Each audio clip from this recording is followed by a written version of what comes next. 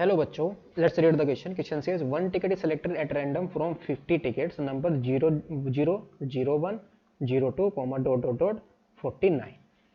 That the probability that the sum of the digits on the selected tickets is 8, given that the product of these digits is 0, equals, first option is 1 by 7, second option is 5 upon 14, third option is 1 upon 50, fourth option is 1 upon 14.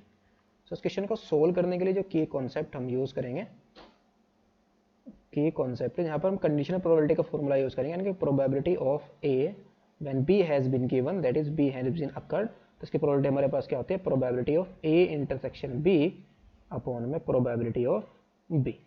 इस फॉर्मूले को हम use करेंगे, conditional probability के फॉर्मूले को।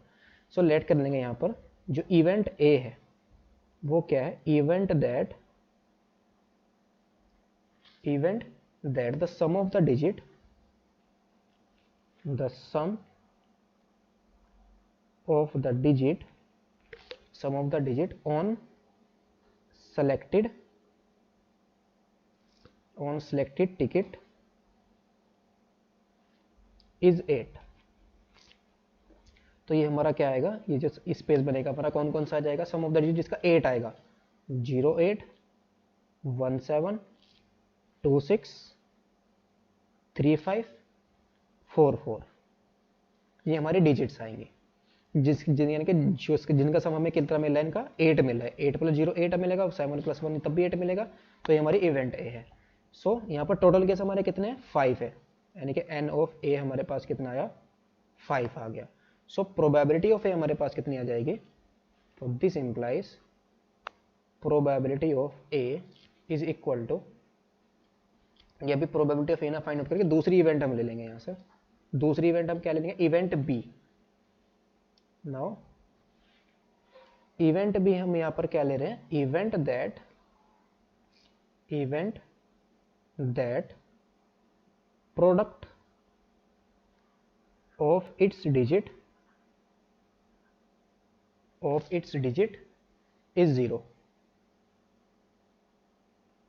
तो कौन कौन सी डिजिट होगी जिनका प्रोडक्ट हमें 0 मिलेगा, तो 00, 01, 02, 03, 04, 05, 06, 07, 08, 09 और एक आएगा हमारे पास 10, 20 और एक 30 और एक 40। बिकॉज यहाँ पर टोटल टिकट कितने 50 और 00 से स्टार्ट हो रहा है, तो 49 तक ही जाएंगे हम, तो लास्ट हमारा क्या आ जाएगा 40 आ जाएगा। तो ये हमारे इस पर डिजिट है, जिनका प्रोडक्ट हमें क्या मिल रहा है, डिजिट का प्रोडक्ट 0 मिल रहा है। तो यहाँ से हम क्या फाइंड आउट कर सकते हैं, this implies N of A intersection B is equal to, हमारे पास क्या मिलेगा, ओनली 1 ए की ऐसी डिजिट है, यानी कि 0 और 8, 08 जो ए और बी के अंदर कॉमन आ रही है। सो नाउ और एन ऑफ बी हमारे पास क्या है, एन ऑफ बी यानी कि कितने एलिमेंट कितने नंबर्स हैं जिनका प्रोडक्ट का डिजिट हमारे पास 0 आ रहा है, 14 है। सो हैंस या therefore probability of A intersection B is equal to, हमें प्रोबेबिलिटी यहाँ पर किसकी फाइंड आउट करनी है, इसको देख लेते हैं। हमें चाहिए सम ऑफ द डिजिट कितना चाहिए, 8 चाहिए, और गिवन क्या है, product of these digit is 0, product of these digit हमें 0 गिवन है। तो यहाँ पर हमें कंडीशनल प्रोबेबिलिटी फाइंड आउट करनी है, तो ये क्या आएगी, probability of A when B has been given, ये हमें प्रोबेबिलिटी फाइंड आउट करनी है। सो ये क्या आ जाएगी, probability of A intersection B और अपॉन में प्रोबेबिलिटी ऑफ बी के इक्वल आ जाएगी।